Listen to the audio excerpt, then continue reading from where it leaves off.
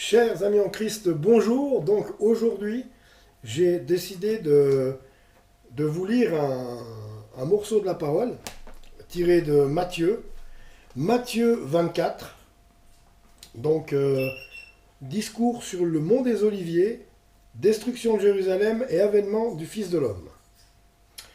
Comme Jésus s'en allait, au sortir du temple, ses disciples s'approchèrent pour lui en faire remarquer les constructions. Mais il leur dit, voyez-vous tout cela, je vous le dis en vérité, il ne restera pas ici, pierre sur pierre, qui ne soit renversée. Il s'assit sur la montagne des Oliviers, et les disciples vinrent en particulier lui poser cette question. Dis-nous quand cela arrivera-t-il, et quel sera le signe de ton avènement et de la fin du monde?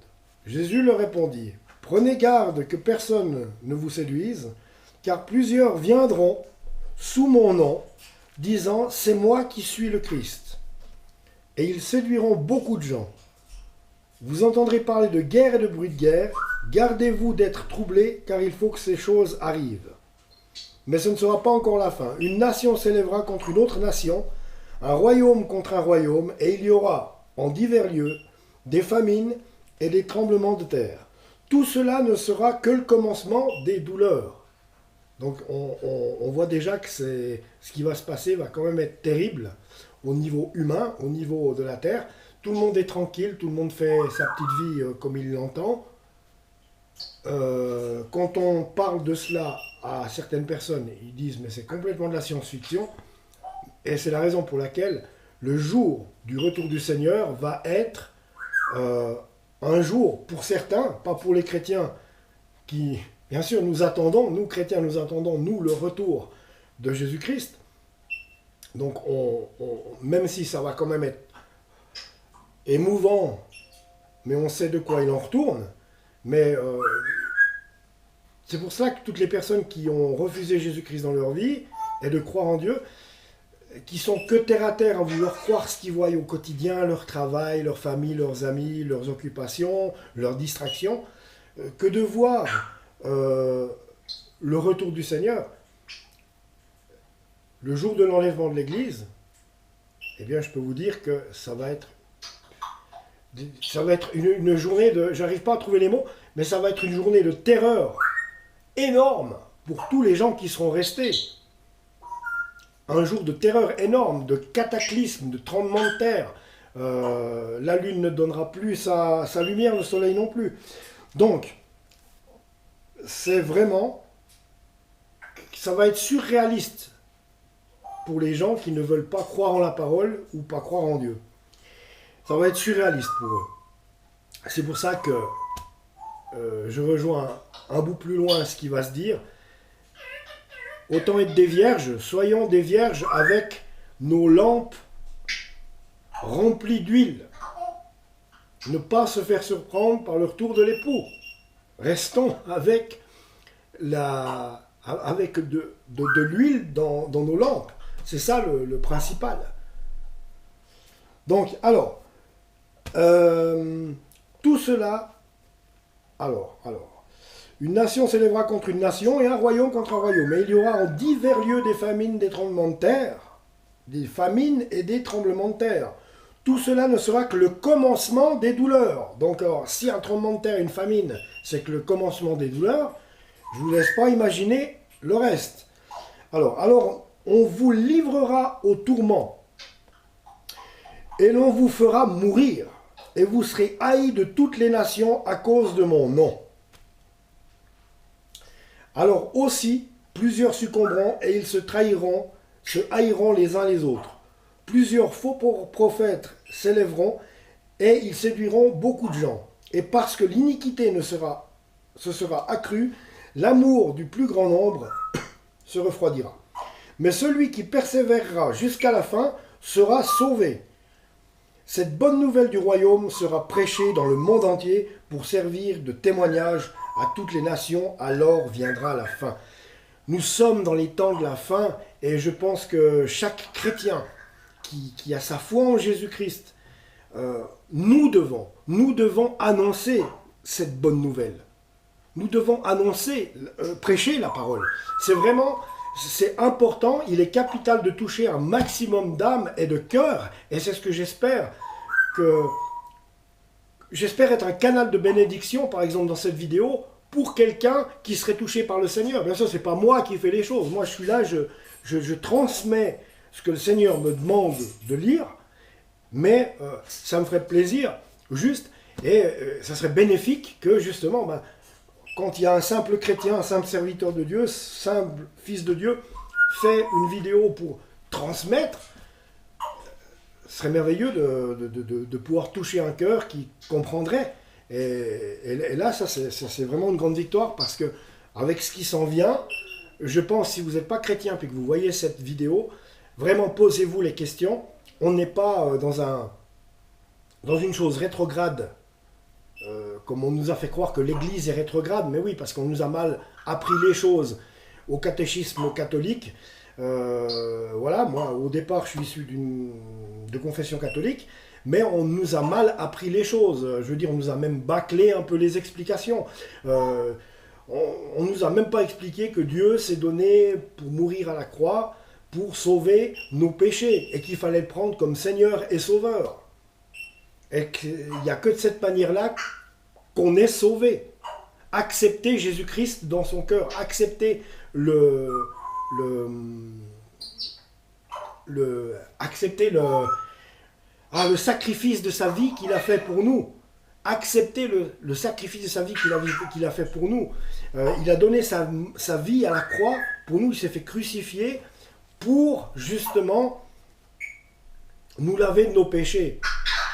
Et si l'on reçoit ce sacrifice en disant oui Seigneur, oui Seigneur, mais du fond du cœur, pas comme ça, du fond du cœur, oui Seigneur, tu es mort à la croix pour moi. Tu as donné ta vie pour moi. Et que je te reçois maintenant comme Seigneur et Sauveur de ma vie, et je décide de prendre ma croix et de te suivre. Voilà. De cette façon-là, nous sommes sauvés. Il n'y a que de cette façon-là. C'est pas pour rien que Jésus a dit « Je suis le chemin, la vérité et la vie. Nul ne vient au Père que par moi. » Ça veut dire, croyez déjà en moi, en mon œuvre à la croix, prenez-moi comme Seigneur et Sauveur, et à ce moment-là, vous aurez accès au Père, accès au royaume de Dieu. Voilà. Alors, mais celui qui persévérera jusqu'à la fin sera sauvé. Cette bonne nouvelle du royaume sera prêchée dans le monde entier pour servir de témoignage à toutes les nations. Alors viendra la fin.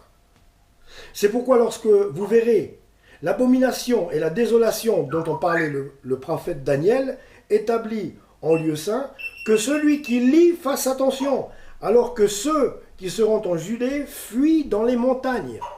Que celui qui sera sur le toit ne descende pas pour prendre ce qui est dans la maison, et que celui qui sera dans le champ ne retourne pas en arrière pour prendre son manteau. Malheur aux femmes qui seront enceintes et à celles qui allaiteront en ces jours-là. Priez pour que votre fuite n'arrive pas en hiver, ni un jour de sabbat. Mais comme on ne sait pas ni le jour ni l'heure, le problème est là. Car alors la détresse sera si grande qu'il n'y en a point eu de pareil depuis le commencement du monde jusqu'à présent. C'est-à-dire que même les guerres de 14-18 et de 39-45, c'est de la rigolade à côté de ce qui s'en vient. Famine, tremblement de terre, maladie, peste, vous voyez, coronavirus par exemple en ce moment, mais ça fois 1000. Et qu'il n'y en aura jamais. Écoutez cette dernière phrase. Car alors la détresse sera si grande qu'il n'y en a point eu de pareil depuis le commencement du monde jusqu'à présent, et qu'il n'y en aura jamais. Et si ces jours n'étaient pas abrégés, personne ne serait sauvé. Car le Seigneur va venir à un moment donné et mettre fin à tout ça. Mais à cause des élus, donc de vous, de moi, de tous ceux qui croient en Dieu et qui ont Jésus-Christ dans leur vie, et si ces jours n'étaient pas abrégés, personne ne serait sauvé. Mais à cause des élus, ces jours seront abrégés. C'est-à-dire à cause de nous.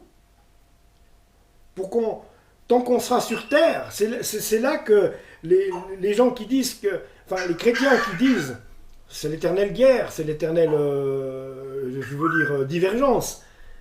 Mais de dire que je sais que je vais en fâcher certains, mais de dire que l'enlèvement de l'Église aura lieu post-tribulation, c'est pas possible, parce que le Seigneur ne va pas vouloir nous faire vivre de tels malheurs, de tels tourments, parce que nous sommes en lui.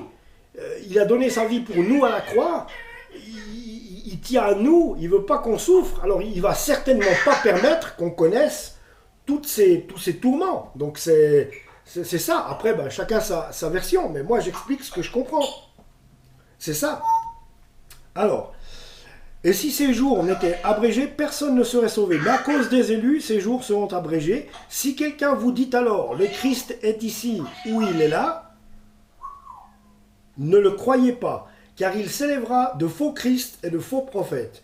Ils feront des grands prodiges et des miracles au point de séduire, s'il était possible, même les élus. Voici, je vous l'ai annoncé d'avance. Si donc on vous dit, voici, il est dans le désert, n'y allez pas. Voici, il est dans la chambre, ne le croyez pas, car l'éclair part de l'Orient et se montre jusqu'en Occident. Ainsi sera l'avènement du Fils de l'homme. Ça va tout se passer dans le ciel. Chaque œil le verra, tout œil le verra. C'est écrit dans la parole. Donc on va pas, ne croyez pas le jour où on vous dit oh, il y a Jésus qui a apparu à la Migros, il y a Jésus qui a apparu chez Leclerc, il y a Jésus qui était au jardin d'enfants, il y a Jésus qui était au bistrot du coin. Non, ça c'est à proscrire. Donc le Seigneur aura un avènement. Il va revenir et tout œil le verra. Tout se passera de l'Orient à l'Occident et dans le ciel. Car comme l'éclair part de l'Orient, il se monte jusqu'en Occident. Ainsi sera l'avènement du Fils de l'homme. C'est écrit dans la parole. En quelques lieux, soit le cadavre, là se rassembleront les vautours. Aussitôt après ces jours de détresse, le soleil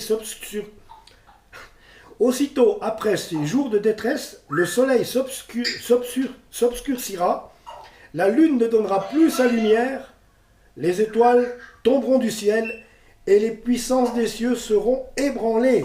Alors le signe du Fils de l'homme paraîtra dans le ciel, toutes les tribus de la terre se lamenteront, et elles verront le Fils de l'homme venant sur les nuées du ciel avec puissance et une grande gloire. C'est tout. Ceci est la vérité. Ceci est la vérité. Ceci est la seule vérité qui existe dans notre monde. Et c'est de là d'où nous venons et de là où nous allons. Il n'y a rien d'autre. Jésus-Christ crucifié sur la croix pour nous et c'est tout. Ces gars qui vous font des grandes vidéos à vous expliquer, oui, l'abondance, l'évangile d'abondance par exemple, tout ça, mais c'est à proscrire. C'est pas pour ça qu'on est là. On est là pour l'amour, on est là pour la vie éternelle. Pour gagner, même pas gagner notre salut, mais pour avoir la vie éternelle, puis le salut est gratuit. Le Seigneur nous l'offre à qui le veut. C'est pour ça que nous sommes là. Nous venons de lui et nous allons vers lui pour qu'il veut. Mais il n'y a rien d'autre comme explication que Jésus-Christ crucifié sur la croix pour nous, pour nous sauver de nos péchés et de ses meurtrissures. Il a guéri nos maladies. C'est tout. C'est tout. Le reste, c'est tout du blabla, gna gna gna gna gna. Bien sûr, à part ce qui est écrit là, dans la parole. Ce qui est dans la parole est la vérité. Ce livre-là est la stricte et seule vérité existante. Alors, il enverra ses anges avec la trompette retentissante et ils rassembleront des élus des quatre vents, d'une extrémité des cieux à l'autre. Instruisez-vous par une comparaison tirée du figuier. Dès que ses branches deviennent tendres et que les feuilles poussent, vous savez que l'été est proche. C'est vrai. De même, quand vous verrez toutes ces choses, sachez que le Fils de l'homme est proche à la porte. Et il est proche à la porte parce que quasiment toutes les prophéties de la Bible ont été réalisées. Et il faut chercher maintenant ce qui n'est encore pas réalisé. Donc nous sommes vraiment à la fin du bouquin. Nous sommes pré-fin des temps. Et il est à la porte. Il n'a jamais été aussi près que d'être à la porte. Les trompettes sont à la bouche. Je vous en prie.